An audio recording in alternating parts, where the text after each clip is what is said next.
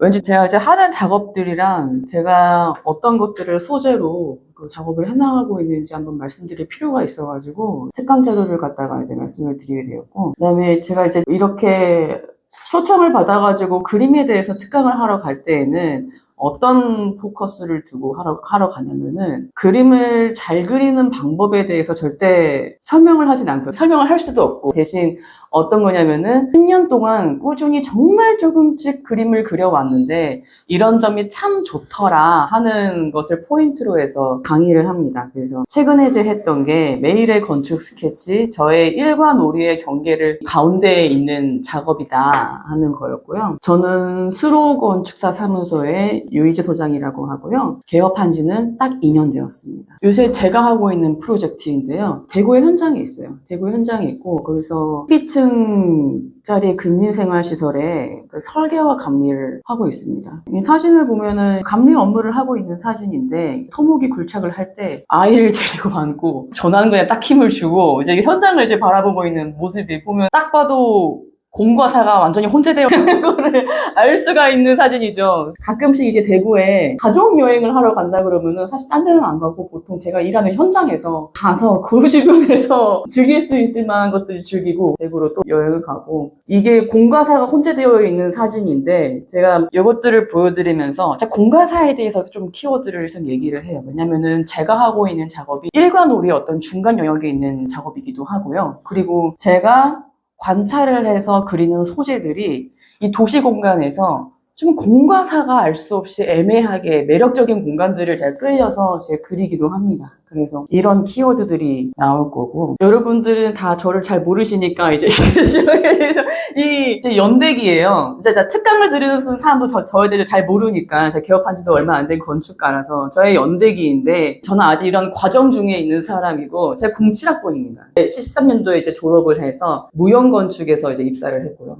그 다음에 메조 파트너스, 좀 더 작은 회사로 이제 이직을 해서 일을 하게 되었고, 시험을 2번에 걸쳐서 그게 프리랜서 기간이 있고, 제 맨 마지막에 건축사고로서의 경력은 이손건축이라는 오래된 아뜰리에서 이제 근무를 했었습니다. 그러다가 이렇게 중간중간에 결혼도 하고 뭐 시험도 보고 애도 낳고 경력 단절의 기간도 있고, 그러면서 이런 기간을 경단의 기간을 거치고 나서 이제 파트너랑 타이밍이 맞아가지고 수로라고 사무소를 개업을 하게 됐어요. 이제 개업을 할 수 있었던 건 애가 어린이집에 들어가게 됐어요. 제가 이 시점에 경력이 이렇게 막 좀 밀도가 높은 편은 아니거든요. 그래서 어디 취직을 하는 건 맞기는 한데, 내가 아이를 키우면서 좀 밸런스를 맞출 수 있는 곳이 무엇일까 하는 사실을 봤을 때 그냥 개업을 하는 게 속 편하겠다 하게 돼서 지금 이렇게 경로를 걸어오게 되었고요. 이 부분이 저의 사회적 영역이라면, 이 부분 또 저의 사적 영역이에요. 얇고 꾸준한 취미와 습관들이 사실 공과사를 좀 어우르면서 좀 신경계처럼 이제 가고 있어요. 그래서 제가 이걸 엄청나게 헤비하게 이것 뭐 그림을 많이 그려오거나 한 거는 아닌데,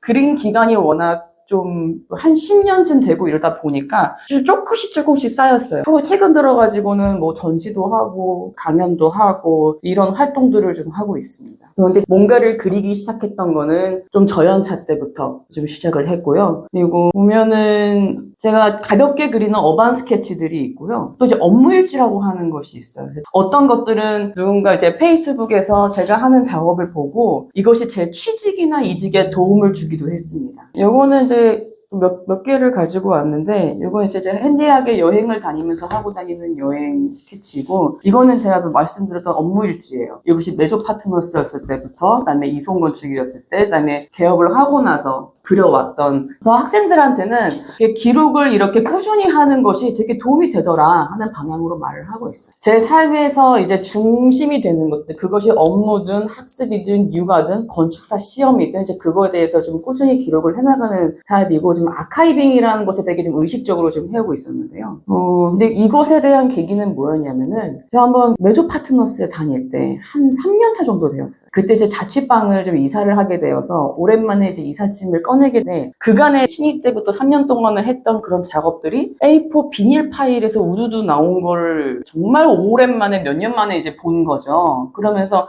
이것들을 다 펼쳐본 거예요, 그때. 다 펼치고 사진을 찍었는데 어떤 생각이 들었냐면은 첫 번째는 이거 한 장에 이런 뭔가 했던 작업들에서 그 당시의 상황들이 완전히 렌더링이 되는 거예요. 그리고 내가 했던 고민들, 배치도를 그리면서 했던 고민들, 이런 뭐 스케일이 이게 맞나, 다이어그램이 왜 학생 때 내가 배웠던 그런 위상이랑 실무에 와서 현상 설계 보고서를 하면서 그러는 이런 삽도라고 부르는 것들의 위상이 왜 이렇게 다를까 하는 게 되게 중요하다고 배웠는데 실무는 왜 이렇게 이런 프로세스 같은 것들이 내가 생각하는 것보다 훨씬 더 중요하지 않을까?